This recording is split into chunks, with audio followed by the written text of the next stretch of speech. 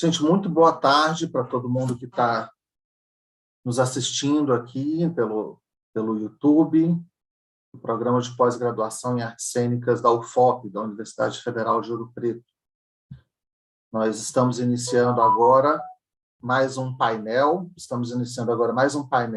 do nosso... Ai, peraí, gente, um segundo que eu acabei deixando meu YouTube aberto. Pronto. Muito bem, então nós estamos iniciando aqui o seminário de pesquisa, mais um painel do 8º seminário de pesquisa do programa de pós-graduação em artes cênicas aqui da Universidade Federal de Ouro Preto. O tema desse ano é Arte e Necropolítica, da omissão à tomada de posição nas práticas cênicas. Nós já tivemos uma mesa de abertura ontem, às 9h30, tivemos um painel também às 14h30. No dia de hoje, nós já tivemos de manhã um painel e o evento continua até o dia de amanhã, dia 22, com um painel, o quarto painel, painel 4, né? Na parte da tarde, às 14h30, e às 18h30 a gente vai ter a mesa de encerramento, onde o tema da mesa de encerramento vai ser Performatividades e Teatralidades da Extrema-Direita Brasileira. Um tema que nos parece ser bem importante de discussão agora. Esqueci de me apresentar, meu nome é Ernesto Valença, eu sou professor do programa de pós-graduação em artes cênicas da UFOP, do PPGAC UFOP. Nós temos hoje aqui, para o nosso painel 3, agora, nós vamos ter 4 apresentações, 4 pessoas que vão apresentar. À medida que as pessoas forem falando aqui, eu vou apresentar cada uma delas. Nós teríamos aqui 5 apresentações, um dos apresentadores teve um problema, não pôde estar presente, e uma das apresentações, que é da Naila Anita, ela vai ser feita exclusivamente por vídeo, ela enviou um vídeo para estar participando com a gente hoje. Muito bem. Vou fazer, então, a apresentação da nosso primeiro convidado, o nosso primeiro palestrante, nosso primeiro pesquisador, né, a pessoa que vai fazer a primeira apresentação, vai ser o Rafael Bernardo.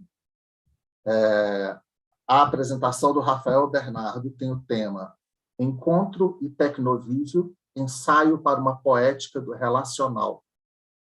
É uma pesquisa que ele está realizando no mestrado, no programa de pós-graduação em artes cênicas da UFO, da Federal de Uberlândia, com orientação do Narciso Teles. Nós vamos iniciar, então, aqui com o Rafael e já tinha avisado aqui para o pessoal, também para vocês que estão assistindo a gente pelo YouTube, nós vamos dar 10 minutos de fala, de apresentação para o Rafael, e, na sequência, eu aviso com 3 minutos, tá, Rafael, ao final, e a gente vai fazer todas as apresentações das pessoas que estão conosco, e depois a gente abre para debates e conversas com o resto do pessoal, e também as perguntas que forem feitas no chat do YouTube, a gente vai estar lendo aqui e colocando para debate. Acho que é isso. Rafael, seja bem-vindo aí ao nosso seminário e pode começar, está contigo. Ok, obrigado. Vocês me escutam bem? Imagina!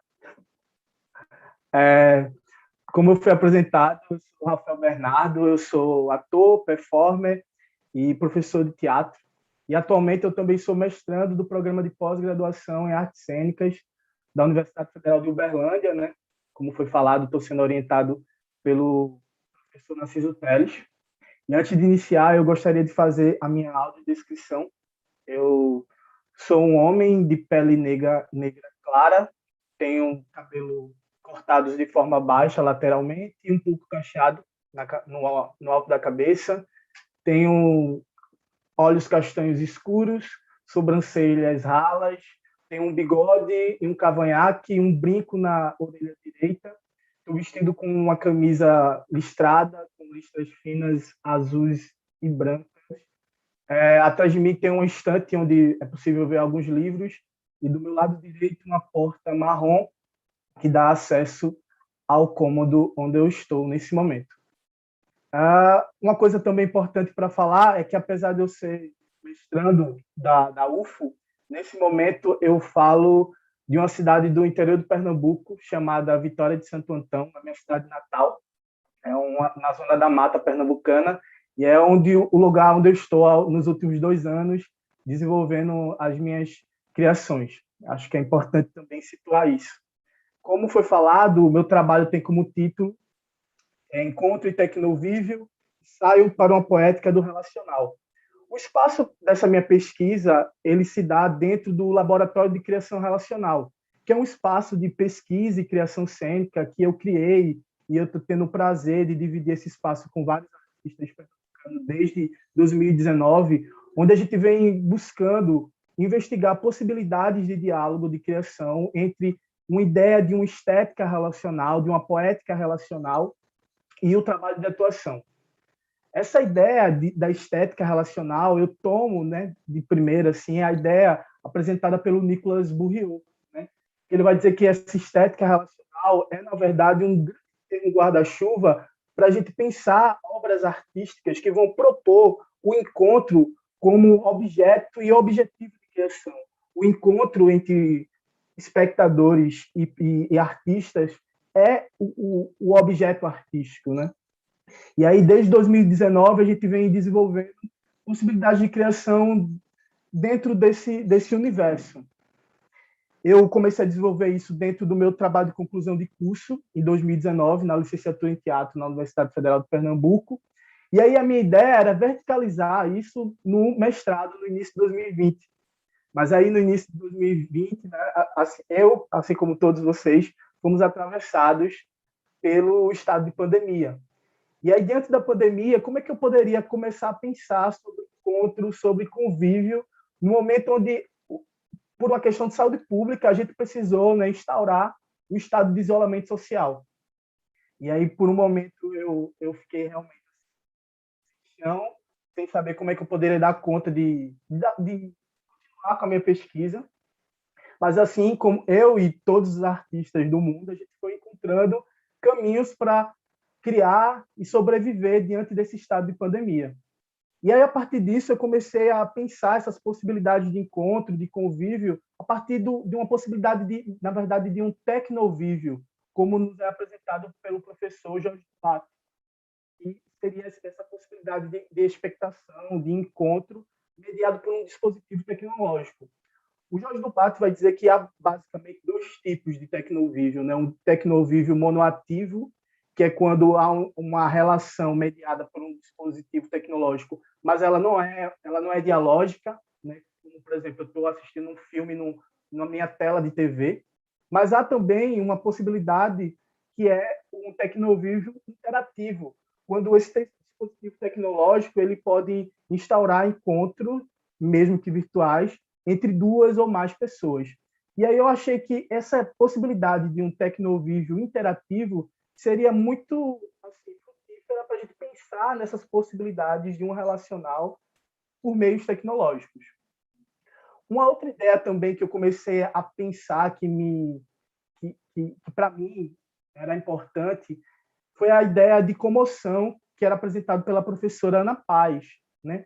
Que a comoção seria esse espaço gerado pela criação artística, onde público e artista, né, criariam um terreno onde sentimentos e afetos circularia de forma dialógica, né? Haveria uma troca de afetos e essa troca de afetos de alguma forma ela vai influir na criação artística, né? E aí eu queria saber, me interessava também saber se era possível a gente alcançar de alguma forma essa qualidade desse estado de comoção por meio dessas experiências em tecnovívio.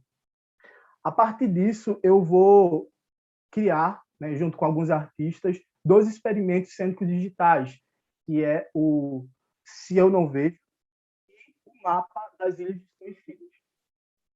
Eu tomo como espaço de cena para criar esses 2 experimentos o dispositivo de troca de mensagens WhatsApp. E eu tinha percebido, já tinha me chegado algumas notícias e também tinha conseguido vivenciar algumas experiências artísticas que estavam usando o dispositivo WhatsApp, né, como base, como, por exemplo, o trabalho do diretor Guilherme Cacassi, né, Amores Pandêmicos, ou tudo que coube numa VHS, né, do Grupo Magilute. Mas essas relações sempre se davam de um para um, né, um espectador para um artista. Mas eu queria experimentar a possibilidade de gerar uma ideia de comunidade através desse dispositivo. E aí, dentro do dispositivo, eu tomo o ambiente de um grupo de WhatsApp como cenário para a criação. E aí, as metáforas que a gente usa para gerar esses dois trabalhos, no primeiro deles, que é o Se Eu Não Vejo, é um encontro entre dois atores amigos. Nesse caso, eu estou atuando, dividindo a cena com uma outra colega.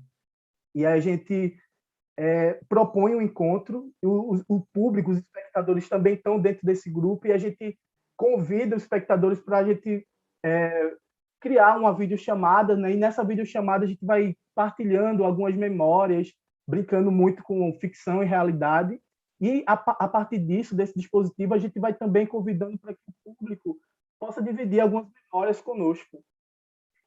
O público acaba assumindo também um papel nesse trabalho, que é de assumir a identidade de amigo também nosso, né? Nessa partilha.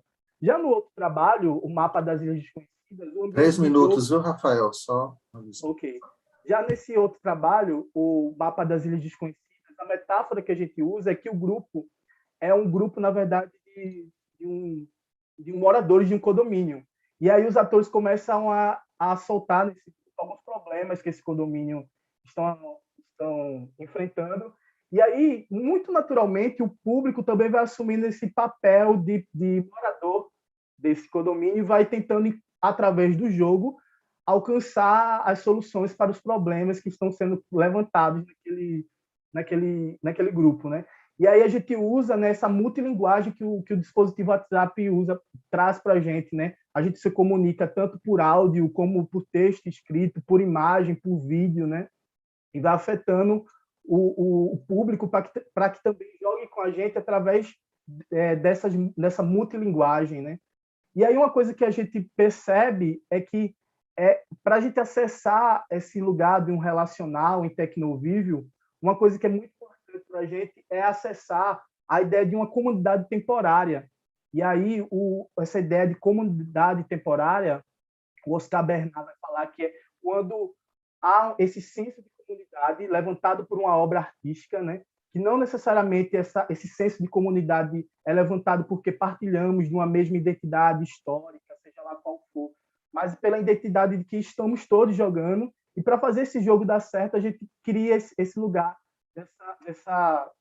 desse senso de comunidade.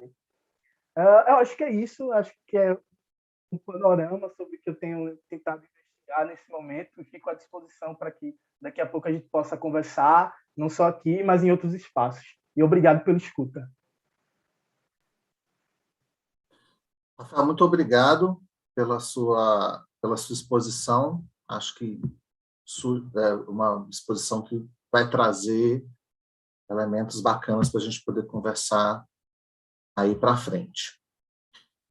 Vou agora convidar para estar com a gente a Marina Artusi, né, que é a nossa segunda pesquisadora a falar aqui conosco hoje.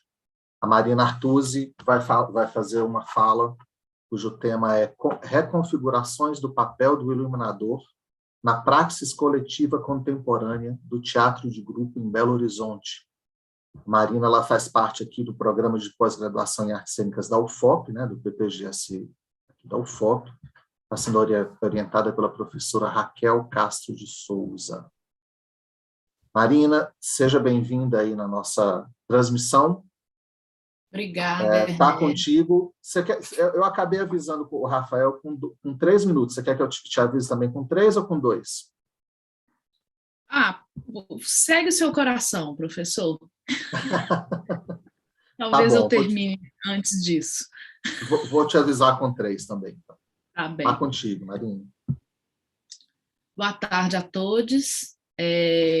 Como o Ernesto disse, eu vou apresentar a minha pesquisa, que ainda está na sua fase bem inicial, que é as reconfigurações do papel do iluminador na praxis coletiva contemporânea do teatro de grupo em Belo Horizonte. Eu sou a Marina Artuzzi Rodrigues, a minha orientadora é a professora doutora Raquel Castro de Souza, minha co-orientadora é a professora doutora Letícia Mendes de Oliveira, e essa pesquisa tem o apoio da Bolsa da UFOP, da Universidade Federal de Ouro Preto.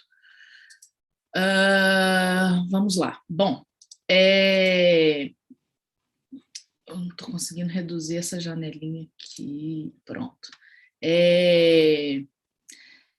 Essa pesquisa, ela tem o propósito de investigar a atuação do iluminador, da iluminadora, do iluminadore, e o potencial performativo da luz e o seu papel estruturante nos processos coletivizados de criação na cena contemporânea de Belo Horizonte.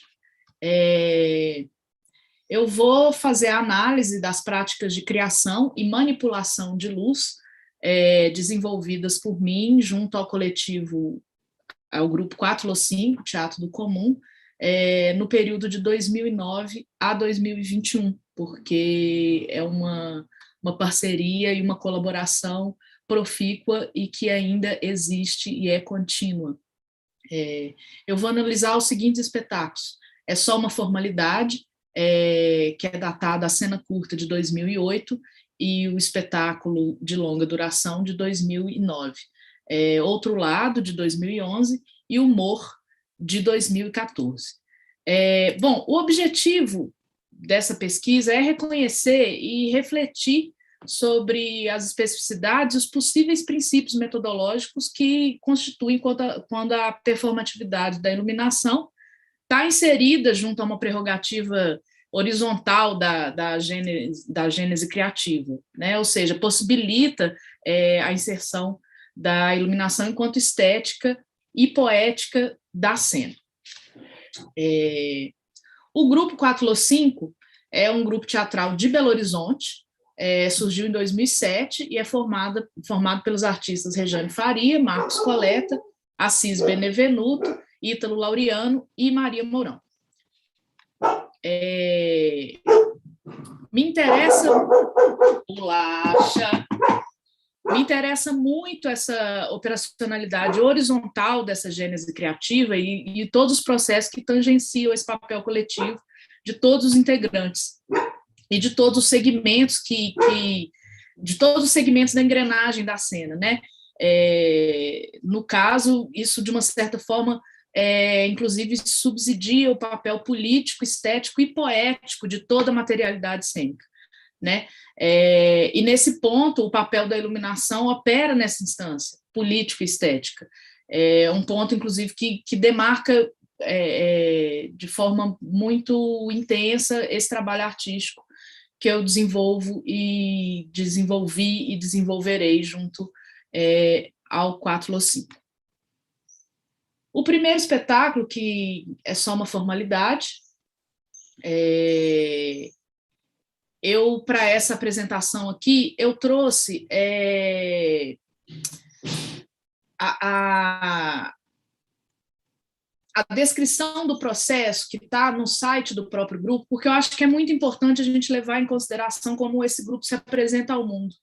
Então, eu vou ler aqui, né, uma vez que esse grupo se mostra ao mundo dessa forma, eu acho que é interessante a gente levar isso aqui em consideração, sobre o processo de criação do É Só uma Formalidade.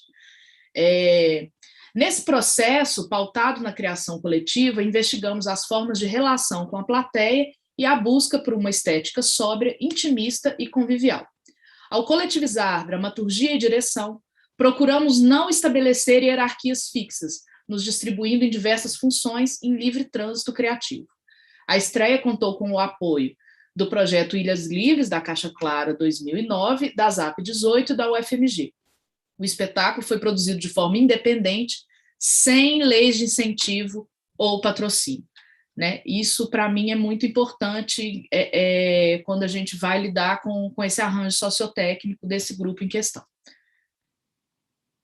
Aqui eu coloco uma citação da Sara, que é uma das principais referências no que diz respeito ao teatro de grupo em Belo Horizonte, principalmente dentro dessa perspectiva latino-americana, vou ler também. a maneira de organizar um grupo, a forma de trabalhar e de estruturar um processo criativo são, dessa forma, questões de metapolítica, porque, como diz Rancière, elas intervêm na distribuição geral das maneiras de fazer e nas suas relações com maneiras de ser e formas de visibilidade.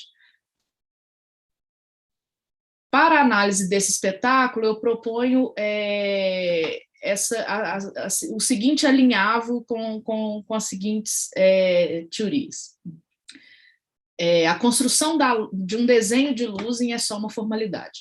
Nas questões envolvendo a prática de grupo, eu trago a Sara Rojo e as práticas latino-americanas junto aos processos coletivos de teatro de grupo, o Fernando Bencarelli e a prática de grupos teatrais em Belo Horizonte, e o Antônio Araújo por meio dos apontamentos em relação às metodologias dos processos colaborativos. Né? A gente tem que voltar lá atrás para entender isso, e eu trago aqui essa desobediência tecnológica do Ernesto Orosa, que também me interessa muito no sentido de contribuir para expor essa realidade e esse contexto e esse arranjo sociotécnico. Eu pretendo responder as seguintes perguntas, que é como a prática em grupo se configura como um processo de formação do iluminador, e como que o contexto afetivo dentro do processo colaborativo contínuo em grupo contribui para a formação do profissional em iluminação e para que caminhos isso aponta. Né? Aqui eu trago uma frase de um espetáculo que eu acho que diz do É Só Uma Formalidade, que eu acho que diz muito disso tudo, que é: a gente pode abandonar certas coisas, a gente pode inventar, afinal, a vida não é bonita o bastante. E é meio que um resumo de como a luz opera dentro dessa estrutura desse espetáculo. O segundo espetáculo, que é o Outro Lado, é datado de 2011. Faltam 3 minutos, viu, Maria? Nossa Senhora, então vamos correr. Então, não, mas fica tranquila, pode ir tranquila. Não, tudo bem. Sobre o processo, eu vou pular para o segundo parágrafo, tá, gente? O Outro Lado aborda questões políticas e existenciais através de uma fábula central atravessada por diversas cenas e fragmentos que rompem a narrativa linear. A peça também discute os limites entre a realidade e a ficção, a relação entre memória e história e os conflitos entre o universo particular e o coletivo. Uma importante busca estética do grupo está na relação direta com a plateia e uma tentativa de criar um espaço de compartilhamento real no instante da representação.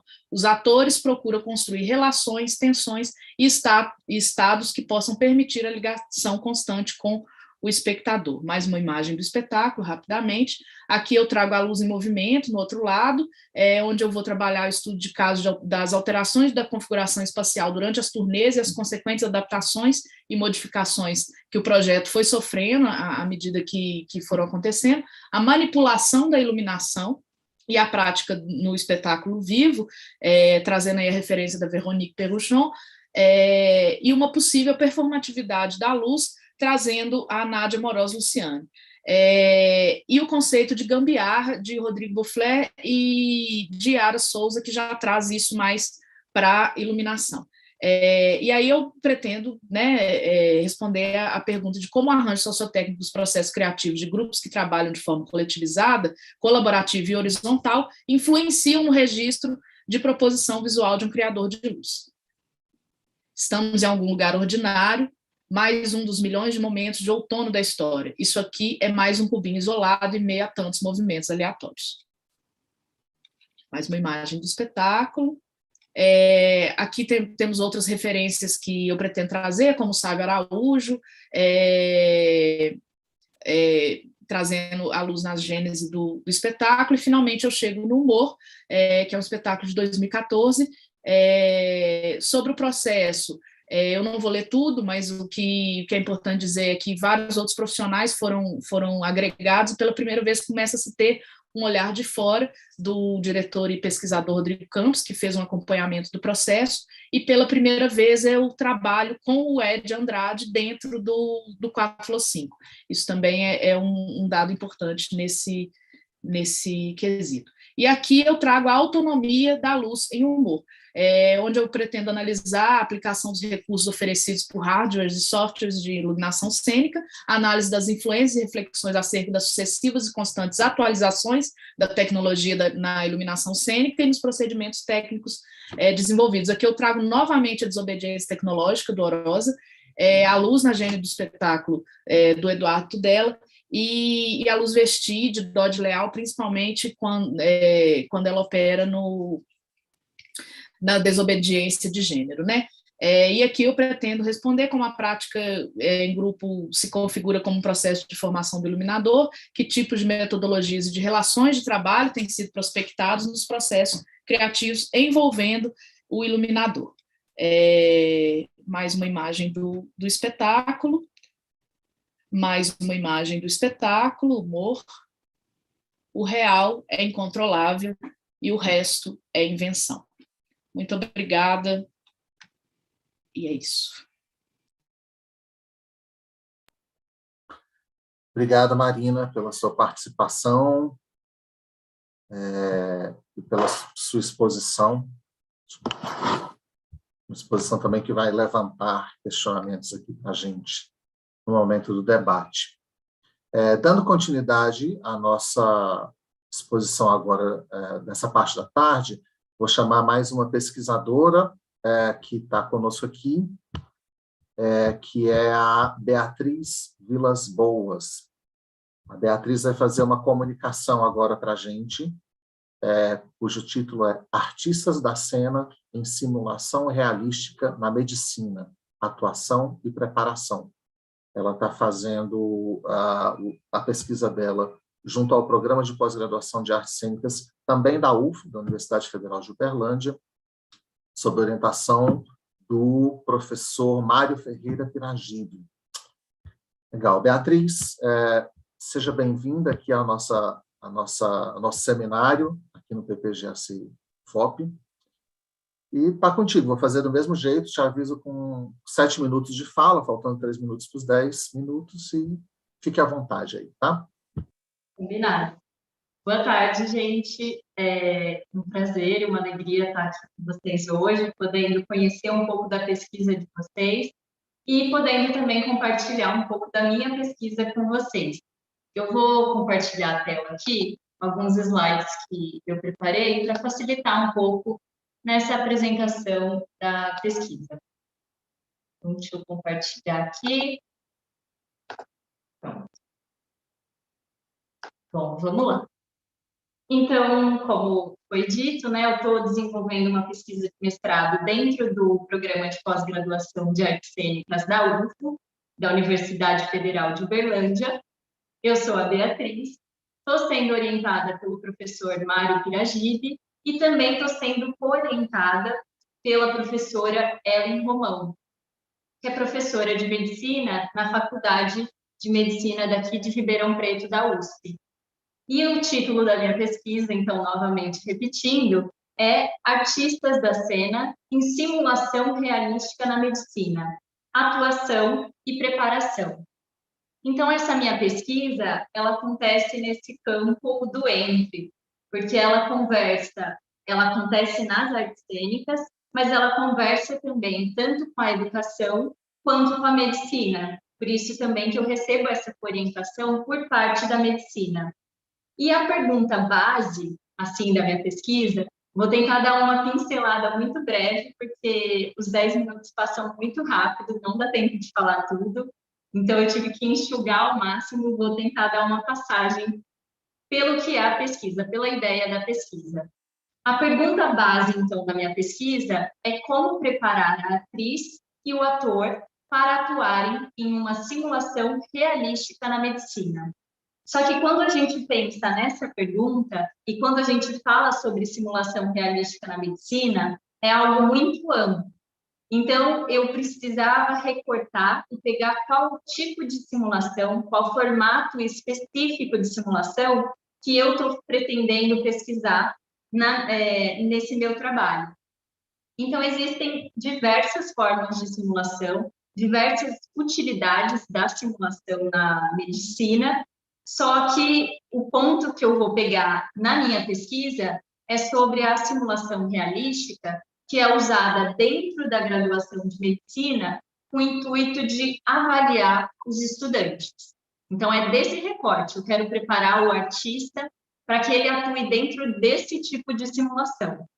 E aí, eu caio nesse conceito da OSCE, o OSCE, na medicina, que essa sigla significa em inglês Objective Structured Clinical Examination, e em português que seria o exame clínico objetivo estruturado. Então, essa avaliação é uma avaliação prática que tem como finalidade avaliar o estudante no que diz respeito às suas competências, às suas atitudes, suas habilidades práticas e à sua comunicação. Dentro desse ambiente que é controlado, porque dentro da OSCE, os professores eles conseguem fazer exatamente o caso clínico que eles querem que o estudante passe. Eles também podem fazer com que todos os estudantes passem pelo mesmo caso clínico. E é um ambiente que é livre de risco, porque não tem a participação de um paciente real. Então, é esse ambiente propício para a educação. E, para atuar, então, numa OSCE, o ator e a atriz recebem um roteiro, um script. Nesse roteiro, tem tudo o que eles vão fazer. Está falando ali sobre o caso clínico que eles vão atuar, sobre a personagem, como ela quantos anos que ela tem, às vezes fala um pouco sobre a história de vida, como ela tem que estar caracterizada mais ou menos, e aí fala ali sobre o caso clínico que ele vai ter que representar. E também dentro da OSCE, cada cena, cada caso clínico simulado tem um tempo muito estipulado e que é muito rigoroso esse tempo. Que na OSCE que eu participei são 5 minutos só, então é bem rápido. E aí, dentro da OSCE, o artista ou a artista vai contracenar com o estudante da medicina. Então, o artista ele vai fazer o papel do paciente, que é chamado também de paciente padronizado ou paciente simulado, enquanto que ele vai contracenar com o estudante e vai fazer o papel do médico ali naquela situação, e juntos eles vão simular um atendimento. E aí, pensando sobre isso, sobre como preparar o artista e a artista para essa situação, a primeira parte do meu trabalho está sendo fazer esse mapeamento de quais são as habilidades necessárias para esse tipo de atuação nessa situação da OSCE. Então, eu fui levantando algumas coisas através das percepções que eu fui tendo, através dos materiais bibliográficos e tudo. Então, uma das coisas que a artista e o artista precisam estar preparados para fazer é lidar com essa questão do tempo, porque o tempo é uma coisa bastante rigorosa nesse tipo de avaliação, nesse tipo de prova, e ele é muito rápido. Então, são 5 minutos cada consulta, no máximo, e é tudo muito cronometrado. Então, sai um estudante e logo em seguida entra outro, e assim por diante. Falando sobre isso também, existe uma outra questão bastante forte nesse tipo de atuação, que é a questão da repetição. Porque cada artista vai fazer aquele roteiro que ele recebeu inúmeras vezes, com inúmeros estudantes diferentes. Então, tem vezes que o artista ou a artista vai fazer aquele caso, aquele roteiro, e vai contracenar com o estudante 40 vezes, 50 vezes.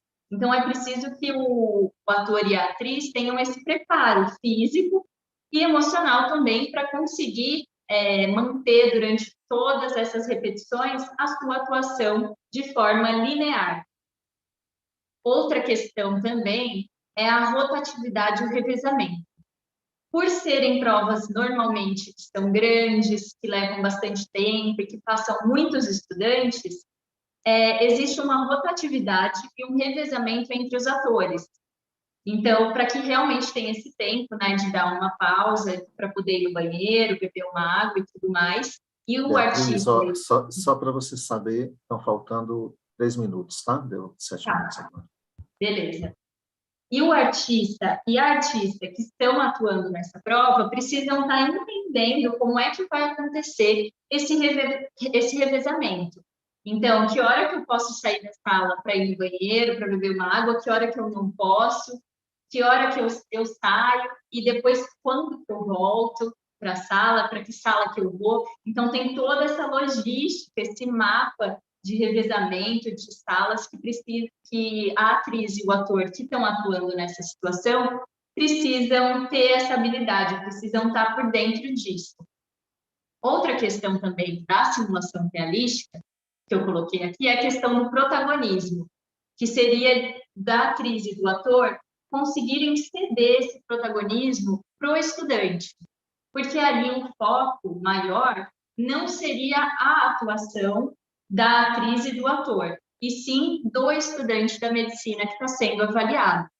Então, seria esse trabalho de realmente conseguir ceder o protagonismo para o outro, para o estudante. Outro ponto também é a questão da caracterização, que precisa ser bastante fiel ao que está no texto e tentar ser o mais próximo do real, do que indica no roteiro. E ali eu também ponho, né, mais próximo do real. E o mais próximo do real, tanto no que diz respeito à caracterização, mas também no que diz respeito à atuação. Então, a ideia é que não seja uma atuação muito exagerada, nem muito estranhada, que não seja cômica, para que realmente o estudante se sinta o mais perto possível, o mais próximo possível de um atendimento real. A outra questão é o roteiro. Então, a atriz e o ator, eles recebem aquele roteiro e precisa realmente seguir esse roteiro à risca. Então, não tem espaço para criar o que não está no roteiro. Realmente, o ator e a atriz precisam se reter a esse roteiro, memorizar bem, entender e se fixar nele.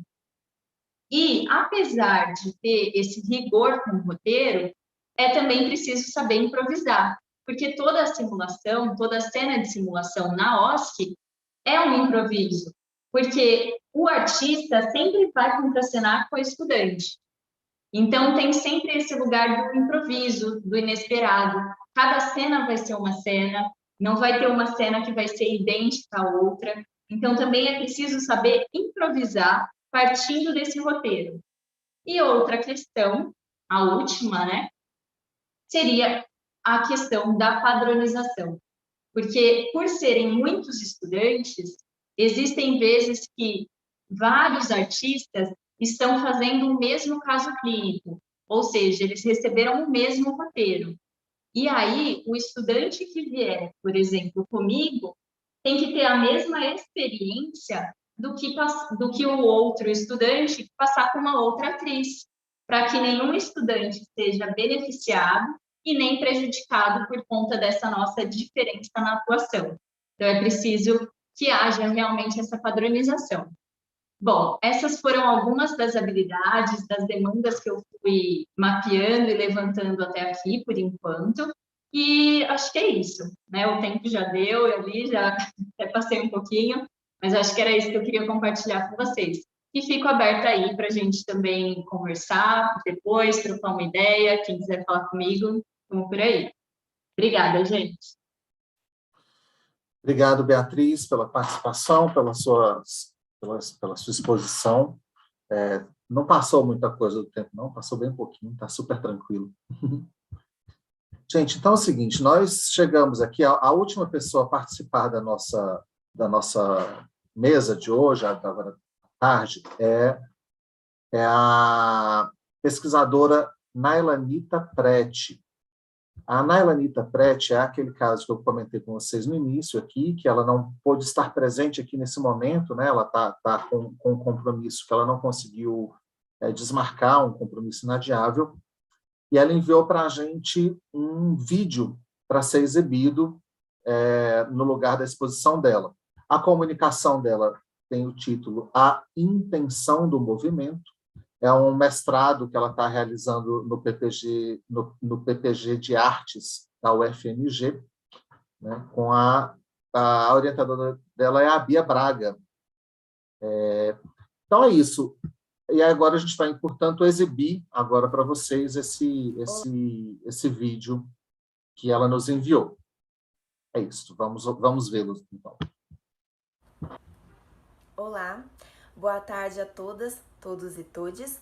Eu me chamo Nailanita, vou apresentar um recorte da minha pesquisa de mestrado, que foi desenvolvida na Escola de Belas Artes, no programa de pós-graduação em artes da UFMG e orientada pela professora doutora Bia Braga.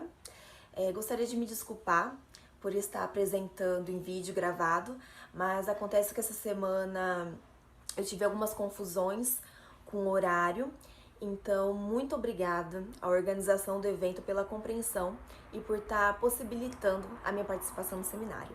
Muito obrigada mesmo. Bom, o recorte que eu vou apresentar eu intitulei como a intenção do movimento. A pesquisa teve como objeto de estudo os 7 níveis, que é um exercício prático corporal que foi desenvolvido pelo Jacques Lecoq. O Jacques Lecoq foi um professor artista do teatro físico, que ao longo da sua carreira desenvolveu sua própria metodologia, sua própria pedagogia de trabalho. Então, os 7 níveis fazem parte dessa pedagogia. E o que são esses 7 níveis? São 7 escalas ascendentes de tensão a nível muscular que vão da mínima até a máxima. Então, o corpo ele é convidado a experimentar essas 7 tensões musculares. Na literatura, nós podemos encontrar algumas nomenclaturas para esse exercício, como 7 níveis de tensão, 7 níveis de energia. Nós optamos por deixar como 7 níveis, por quê? Eles realmente são 7 níveis de tensão a nível muscular, mas que podem ocasionar em estados de presença, energia do corpo. Então fica muito a cargo do que o artista, do que o estudante quer trabalhar, do que o professor quer trabalhar. Se ele quer trabalhar essas 7 tensões, intenções, ou se ele quer trabalhar a energia, a presença que nasce dessas tensões. Então nós optamos em deixar como 7 níveis. E aí fica a cargo do que cada um quer trabalhar, né? Bom, esse recorte ele vai tratar sobre o primeiro ano da pesquisa, sobre o nosso primeiro objetivo da pesquisa, que é ver se esses 7 níveis eles podem ser um material de criação para as outras linguagens das artes da cena. No nosso caso, nós aplicamos a dança. Quando Lecoq pensou nesses níveis, ele pensou nesse trabalho corporal como um auxílio para a atuação, para a criação de personagens dentro do teatro físico. Então a gente queria testar se esses níveis podem ser aplicados às outras linguagens das artes da cena. E aí nós trabalhamos esses níveis na improvisação em dança. Bom, durante o ano de 2019, que foi... eu defendi agora, em agosto de 2021. Então, no ano de 2019, nós fizemos alguns laboratórios práticos sobre esses níveis, né? Sobre essas intenções. Esses laboratórios ocorreram em 2 espaços públicos.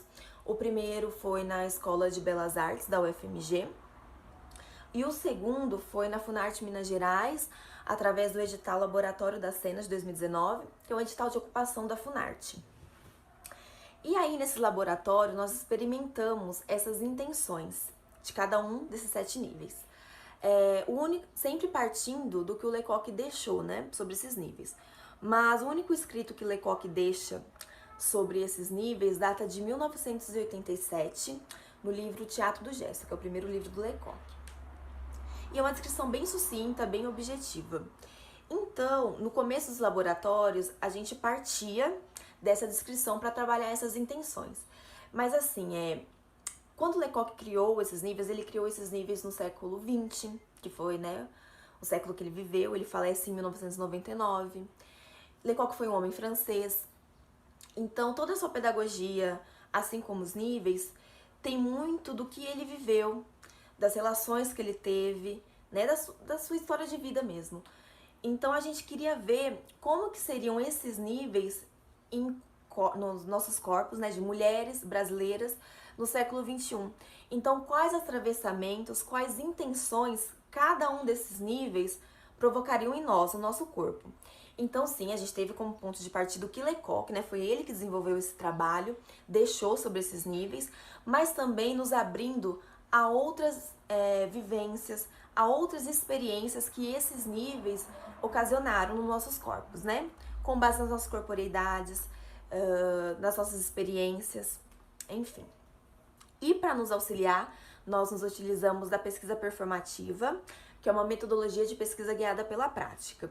E na pesquisa performativa, o fazer artístico, ele não é visto como um objeto de estudo ou como um produto, né? Tipo, você tem que criar alguma coisa. Não que isso seja errado de maneira nenhuma, mas o fazer artístico, o estar em prática, ele é a pesquisa em si, é por onde a pesquisa acontece, a prática é que realmente guia a pesquisa.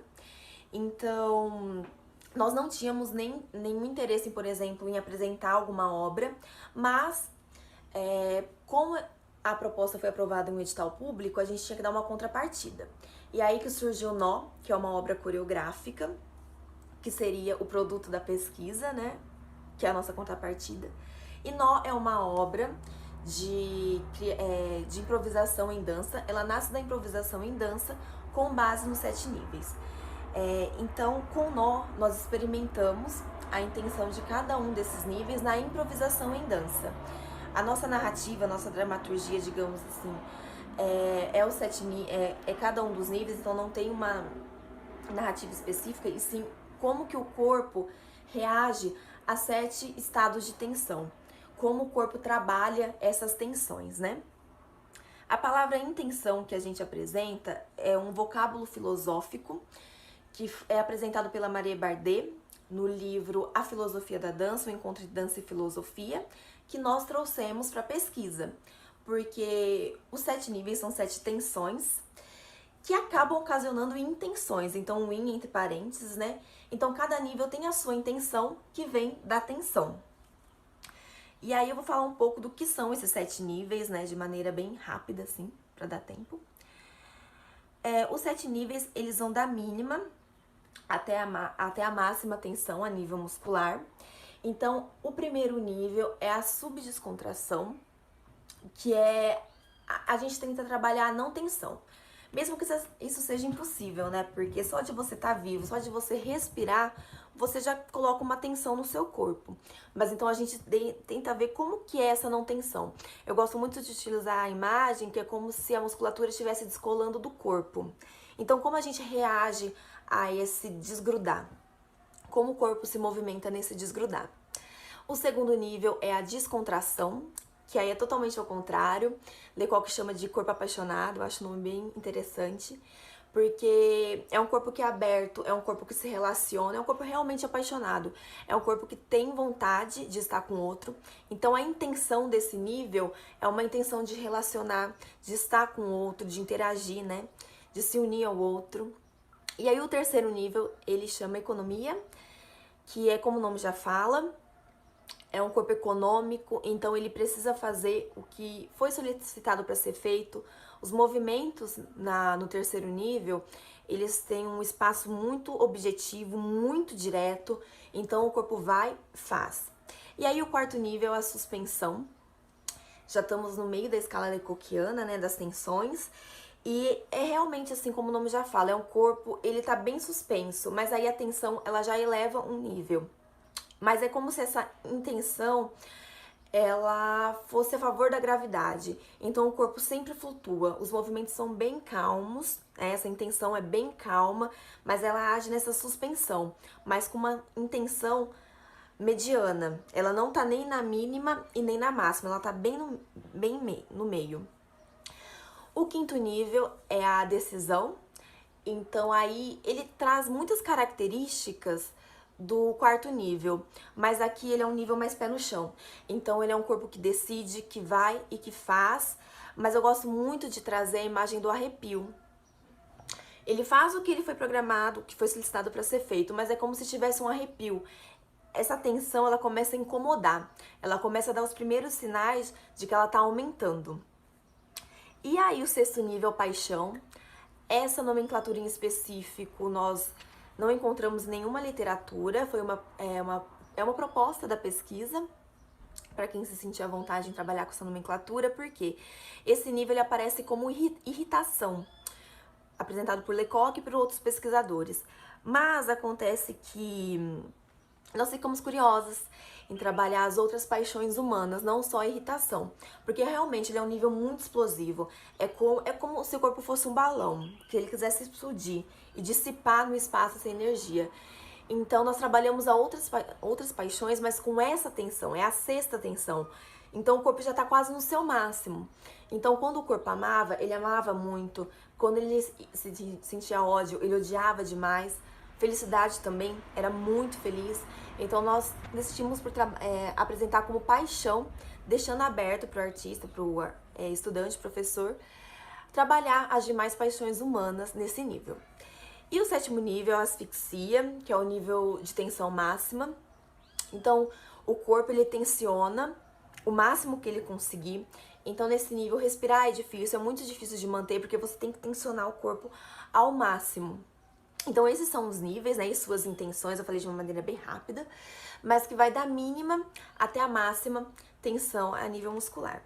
Então, nesse recorte, né, que foi o primeiro objetivo, nós trabalhamos a intenção de cada um dos níveis e vendo o que essas intenções reverberavam, o que elas provocavam a partir dessa tensão que cada um dos níveis propõe.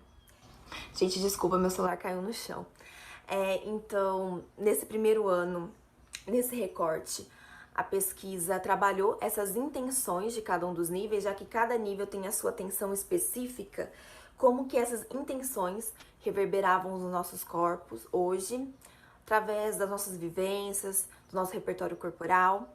Então, é sobre isso que é a obra coreográfica. Eu chamo de obra coreográfica, mas não é um trabalho acabado, é um trabalho de improvisação em dança.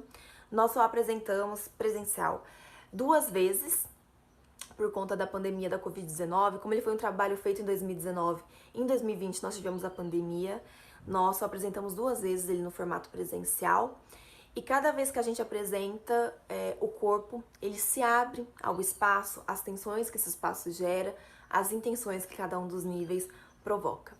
Então, eu finalizo aqui a minha apresentação. Muito obrigada a todos. A compreensão do evento por estar me deixando participar em formato online.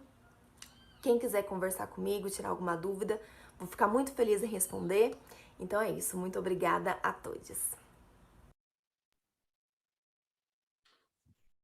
Muito bem, gente. Essa foi a apresentação gravada que nos foi enviada pela Nailanita. Infelizmente, como ela não está ao vivo aqui com a gente, né, não está aqui sincronamente conosco, as perguntas que foram enviadas para ela, a gente vai ter que depois mandar para ela e ela responde individualmente para as pessoas que perguntaram. Mas fica aqui o registro, então, da participação da Nailanita no nosso evento. Nós vamos agora partir para a segunda parte, né, dessa mesa aqui, desse painel, que é um pouco a gente conversar com os expositores, com as pessoas que fizeram a exposição aqui, né, com os pesquisadores, e as pesquisadoras e o pesquisador que está aqui conosco. E enquanto as perguntas não estão chegando, eu tenho algumas perguntas exatamente que eu anotei da exposição de vocês para poder fazer. Marina, você pode abrir aí sua câmera para participar conosco aqui? Da nossa mesa virtual aqui. Perfeito. Então é o seguinte, enquanto as perguntas do YouTube ainda não chegam, eu gostaria de vou fazer uma rodada de perguntas para vocês, eu tenho perguntas para cada um de vocês que fizeram a exposição, mas vou seguir aqui as perguntas na sequência da apresentação de vocês, tá? E vocês mesmos fiquem à vontade também para fazer perguntas uns para os outros que estão aqui na mesa conosco. Vou começar, então, fazendo uma pergunta para o Rafael. Rafael, olha, sua pesquisa, a mim interessa muito,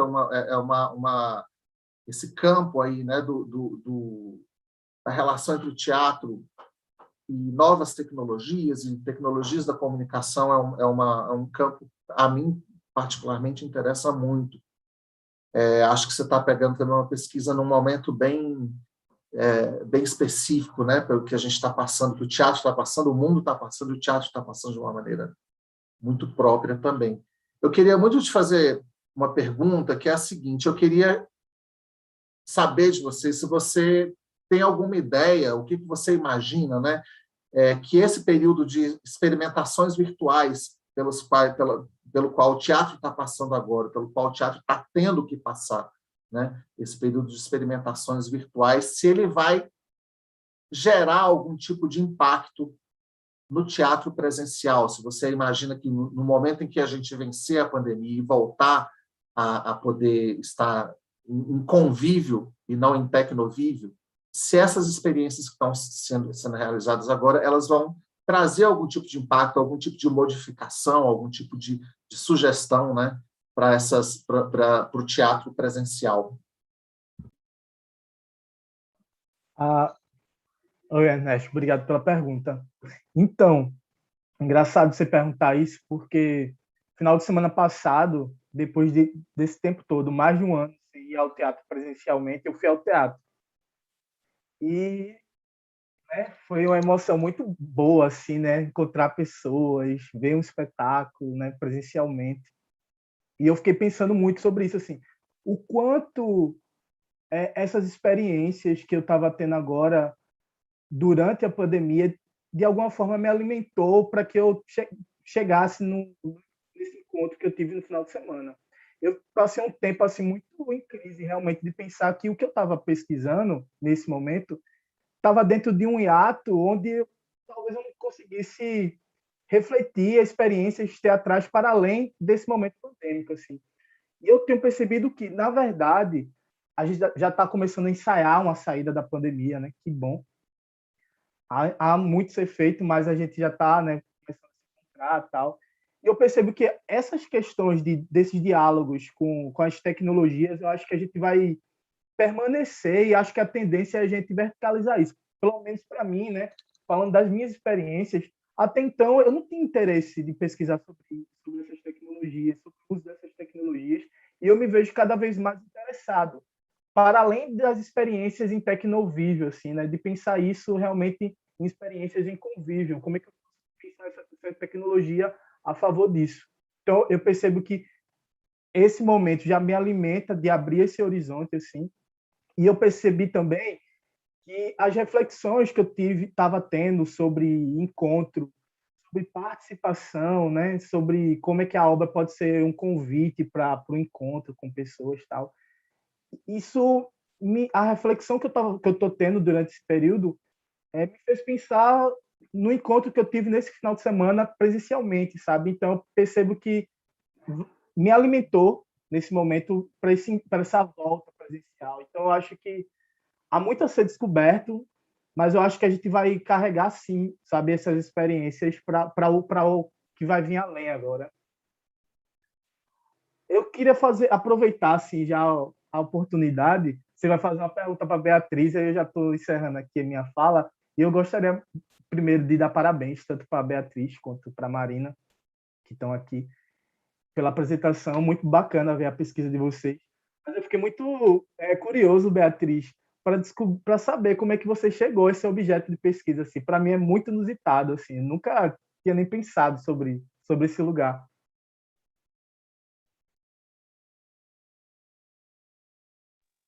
Eu respondo agora já, em seguida. Obrigada, Rafael. Pode ir, Beto, pode ficar bom. Pode ir? Obrigada, Rafael. Também queria falar parabéns, né, para você, para a Marina, pelas pesquisas de vocês. Estou vivenciando aí também como é pesquisar, descobrindo isso também na prática, e não é algo fácil, né?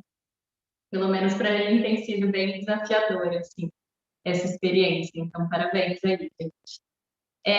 Sobre como eu cheguei nessa pesquisa, de certa forma foi também para mim um jeito, foi também inesperado para mim, mas eu sempre tive uma relação próxima de amizade com a professora Ellen, que é quem está orientando o meu projeto, e essa ideia surgiu conjuntamente com ela, porque ela sempre comentou comigo sobre essa questão ela falava, né? Eu sou das artes cênicas, e ela sempre comentava que ela achava que teria que pesquisar e descobrir como preparar bem essa atriz e esse ator, que é uma área que ainda não é muito pesquisada, pelo menos dentro da academia, assim.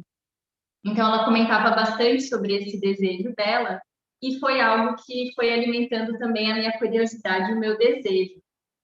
E, fora isso, eu acho que, já que é uma possibilidade de espaço que a gente pode ocupar enquanto artista, eu acho que a gente precisa ocupar. Se existe essa possibilidade de estar dentro também da universidade de medicina e de qualquer outra área também, eu acho que a gente precisa estar. Então, desse meu desejo também de ocupar diferentes lugares e também marcar presença em outros espaços que não só os espaços das artes. E eu acho que a gente, estando ali dentro da Universidade de Medicina e criando uma preparação talvez um pouco mais adequada, não sei, tentando, né, buscar essa preparação que seja a mais ideal possível, eu acho que é uma forma também da gente defender de alguma forma a arte e também espalhar um pouco mais de arte, talvez para outros espaços e para outras pessoas que não teriam esse contato. Eu acho que também é desse desejo de ocupar esse lugar e tentar ocupar de um jeito legal, melhor possível, né? Bacana, Beatriz. Eu também tenho uma pergunta para você, mas vou guardar aqui para daqui a pouco, porque eu queria fazer uma pergunta também para a Marina Artuzzi. Você está aqui para a gente perguntar também. Marina, eu achei muito legal essa exposição. Você faz uma escolha, né, de peças. Para começar, eu acho que você faz a escolha de um grupo incrível, um grupo de uma importância muito grande aqui na cena teatral de Belo Horizonte. E minha pergunta tem um pouco a ver exatamente com isso. Quer dizer, a ideia de teatro de grupo, apesar de ser uma ideia que existe no Brasil inteiro, ela tem uma força muito grande em Belo Horizonte, né? A impressão que eu tenho é que em Belo Horizonte essa ideia de teatro de grupo ela tem características próprias, não são características também totalmente diferentes do resto do país, mas ela tem características próprias. A pergunta que eu quero fazer talvez seja exatamente uma pergunta que você já está se fazendo na sua pesquisa, e queria saber se você tem alguma questão a falar sobre isso já, que é um pouco essa ideia de teatro de grupo. Como é que essa ideia pode envolver esses outros elementos técnicos, né?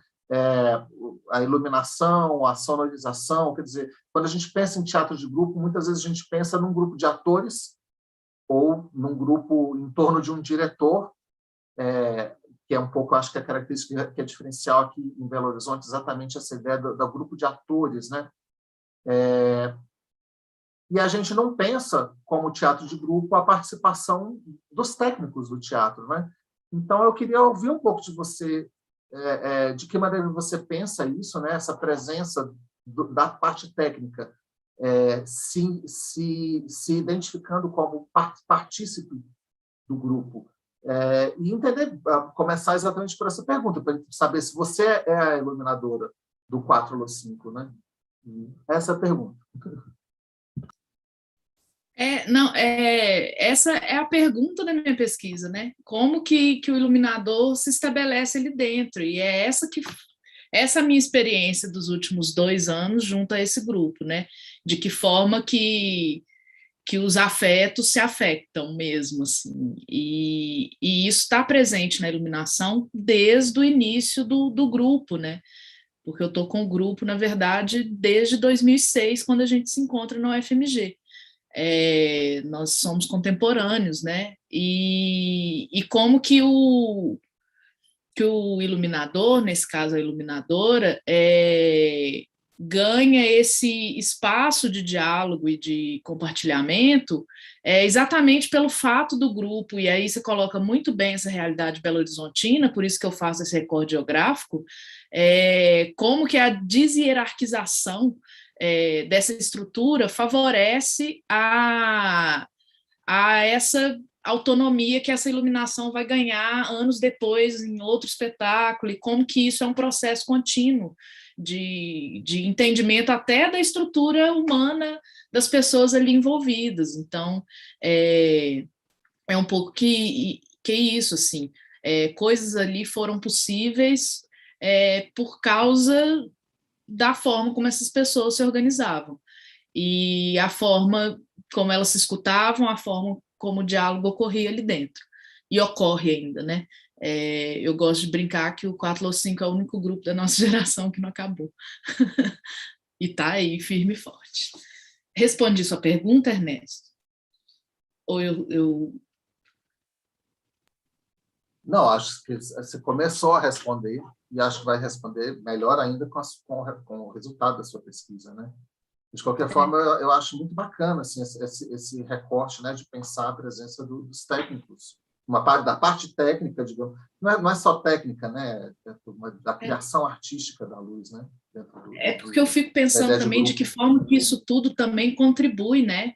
Porque eu começo não sendo técnica, eu começo não sendo iluminadora, eu começo sendo uma colega de turma que tinha um pouco mais de habilidade nessa área.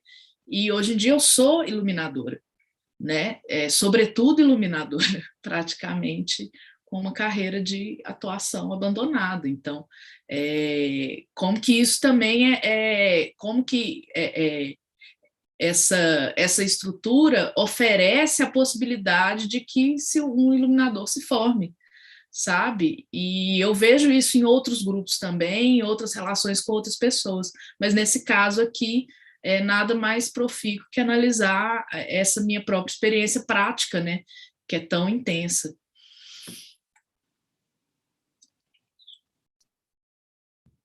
Perfeito. Eu vou agora fazer uma pergunta para a Beatriz, seguindo aqui a nossa sequência de apresentações que foram feitas. Beatriz, eu acho que a pergunta do Rafael ela é bem super bem feita, porque, na verdade, creio que a sua pesquisa, para todos nós que fazemos artes cênicas, talvez seja a mais diferente, a mais original, né, por conta desse campo de atuação, que realmente é um campo, para a gente, um pouco desconhecido, né? Creio que para todos nós aqui é meio verdadeiro isso, assim, um campo um pouco desconhecido para a gente.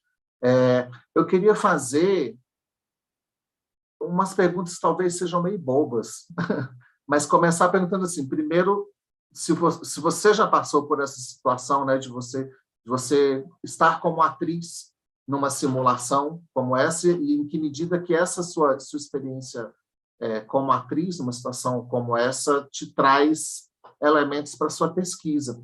Eu queria também entender vou logo emendar com mais duas coisas. Eu queria entender, eu não consegui compreender muito bem na sua exposição, de entender esses atores que estão fazendo essa simulação, eles estão circulando pelo hospital, misturado com os pacientes, quer dizer, o médico, ele não sabe que são atores, o médico acha que eles são pacientes, é um teatro invisível, tipo Boal, né, ou algo que eles sabem que são atores representando. E, finalmente, eu queria que você falasse um pouco mais sobre essa ideia de improvisação, exatamente no momento que você estava falando, é um dos temas que você abordou, né, porque me parece que tem aí algo de importante na ideia de improvisação. Você falou um pouco sobre a rigidez, na necessidade de seguir um certo padrão, mas a improvisação aí exatamente me parece um elemento muito importante para esse tipo de prática, né? É isso. Bom, vamos ver se eu consigo responder tudo. Eu fui anotando aqui só para eu lembrar das 3 perguntas. A primeira, que é se eu já atuei como atriz numa simulação, a resposta é que sim. E, inclusive, dentro da minha pesquisa, como fonte de material, né, tem 2 práticas que estão inclusas. Era até algo que eu ia falar, mas por conta do tempo não ia dar tempo e eu acabei tirando. Mas para a criação dessa oficina de preparação, tem 2 práticas que aconteceram. Uma que foi o Revalida, em julho desse ano, que eu participei enquanto atriz, Então, eu recebi, né, uma capacitação, eu passei pela experiência de ser preparada para essa simulação dentro do Revalida, que aconteceu em Uberlândia, e também como prática, que eu participei agora em outubro de 2021, dentro de uma OSCE, aqui na Faculdade de Medicina de Ribeirão Preto, na USP, em que eu participei como observadora de todo esse processo dos atores. Então, eu fiquei observando como é que se deu essa preparação e essa atuação dos artistas nessa prova. Então, eu já atuei, e eu acho que o fato de ter atuado dentro da simulação e ter passado por uma preparação dentro da minha pesquisa vai ser essencial para ter, partindo da minha própria percepção, o que eu achei que funcionou, o que eu achei que poderia ser diferente, o que eu tive mais dificuldade e o que não. E para não ficar também só partindo da minha própria experiência, também vai ser parte da pesquisa, e aí essa parte ainda não aconteceu, a entrevista com algumas atrizes e com alguns atores que participaram também, tanto do Revalida, quanto dessa OSCE aqui na USP de Ribeirão. Eu consegui coletar mesmo essas percepções de cada um, para ver qual as percepções de cada um sobre a preparação que eles vivenciaram. Então, essa primeira resposta, acho que é isso. Tá certo? Posso para a próxima? Pode. Então, acho que a primeira é essa. A segunda, que eu acho que eu acabei não deixando muito claro, se os médicos que estão, os estudantes, né, que vão passar pela simulação, se eles sabem que aquilo é um caso simulado ou não. E sim, eles sabem. Então, é um dia realmente de prova, em que o prédio todo está ali preparado para aquela avaliação. Todos eles sabem que vão passar por vários casos clínicos simulados.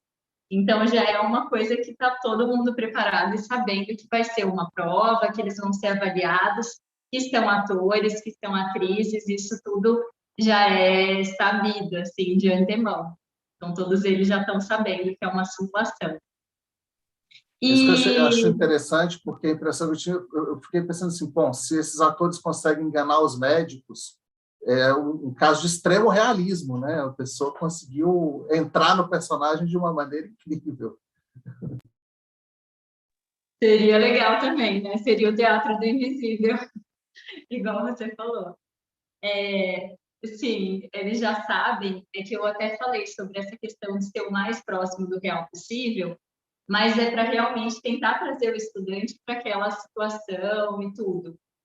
Não no sentido de enganar, ou tentar esconder, mas tentar trazer ele realmente para a experiência, para que ele realmente consiga se comunicar e fazer um atendimento como se fosse na realidade, né?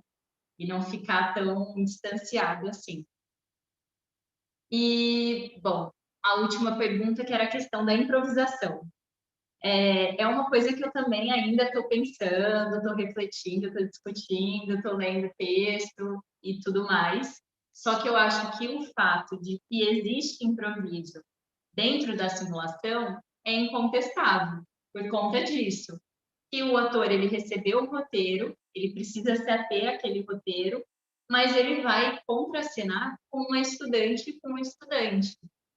E a gente não sabe o que aquele estudante vai perguntar primeiro, como ele vai falar, como vai ser o atendimento. Então, por mais que eu me prepare, tenha estudado o roteiro e tenha que me ater àquele roteiro, sempre vai ter esse espaço do improviso, do inesperado. E aí, eu acho que até pode, não sei se a gente pode falar, talvez, que se aproxime um pouco de uma performance, não sei. Nesse sentido de que vai ter ali uma vivência, um acontecimento que não vai se repetir e que está também ali na mão do que vai acontecer, partindo da atuação também do estudante, do que ele vai falar e de como ele vai reagir. Então, acho que o ator e a atriz que estão nesse tipo de situação, apesar de estarem e terem que se ater ao roteiro, porque também, se o ator ou se a atriz começam a criar ou falar coisas que estão fora do roteiro, muda totalmente o caso clínico, porque existem detalhes muito pequenos também na medicina, que às vezes o caso é o pé direito. Se você falar que é os dois, já é outra coisa. Ou se você confundir e falar que era o esquerdo, pronto, não é mais aquilo. Então, assim, tem que realmente se ater ao roteiro, não dá para criar, ficar inventando muita coisa. Inclusive, quando os médicos perguntam alguma coisa que não está no roteiro, tem que falar assim, não sei. No caso do Revalida, tinha que falar, não consta no script. Então, assim, não dá realmente para criar, mas tem que estar aberto e com essa escuta muito aguçada para esse momento ali que vai acontecer improviso, porque a gente está totalmente dependente do que aquele outro estudante ou do que aquele profissional vai me falar, vai me perguntar. Então, acho que esse estado de escuta, de presença, que também tem uma improvisação, acho que também tem que ter dentro da simulação realística.